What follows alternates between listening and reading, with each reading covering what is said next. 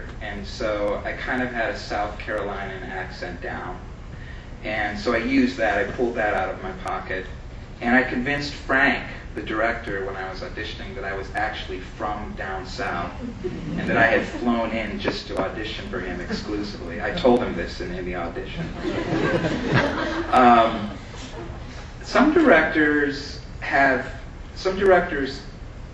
understand acting, and they understand the process, and they understand that if you go in and knock it out of the ballpark and really jack into the emotions and just hit a home run with it, that heck, we'll just connect you with a dialect coach and we're good to go. Other directors, they want to see everything, and that can be a little frustrating, but I've always erred on the side of caution that way, and I've just kind of plunged as much as I can. So if the character demands a certain accent, I'll try to get as close as possible to it. Yes? How do you prepare for such a big audition to begin with, and then as you keep having more and more callbacks, how do you revise your strategies and the way you go about certain things? How do you prepare both initially and in revising yourself as a part? That's a really good question too. He asked how do you go about preparing for an audition and then revising it as you're called back over and over and over again. Pray. Get on your knee. I get on my knees and pray at first.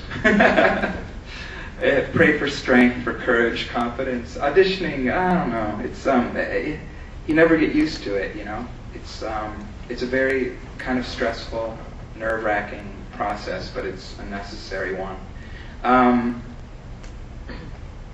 It depends on project to project or role for role, depending on what I'm auditioning for, but I'll just use the Green Mile as an example because it's apropos. First of all, I should tell you this. This is kind of funny. I forgot about this.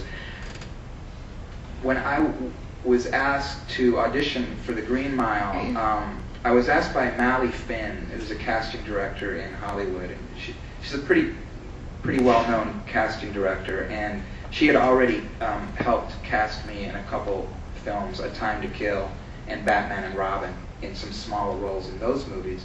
So she knew who I was, but Frank didn't know who I was. So Frank didn't want to see me at first. And Mally suggested to Frank, well, how about if I put him on tape? And that way you can look at him on videotape, and then you can make your decision from there. Now, that happens sometimes. You're asked to be put on tape, and I like it a little less than meeting with the director, because I think when you get to meet a director in person, they can really feel not only what kind of actor you are, but the kind of person you are, and you can have an intelligent discussion with them. When you're just put on tape, I mean, literally, you get one shot. And you kind of have to trust the casting director to know what he or she's doing enough to get the best take possible to show the director, because it's your one and only shot. And Mally's very good at this. So when they asked me would I be willing to put on tape, I said, listen, I will stand on my head naked and twirl around and sing Star Spangled Banner for you. I don't care. I would love to be put on tape. I read as much as I could of the book, The Green Mile, from Stephen King, to kind of glean some Percyisms that aren't in the movie, that are in the book. So I already started that homework process for the audition, for my first audition. I got into the accent.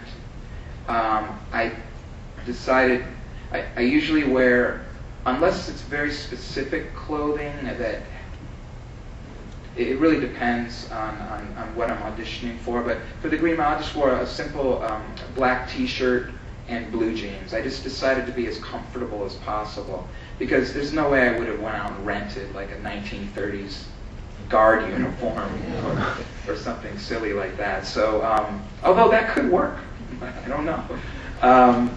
And I think I slicked my hair back, and so I got as close to the physicality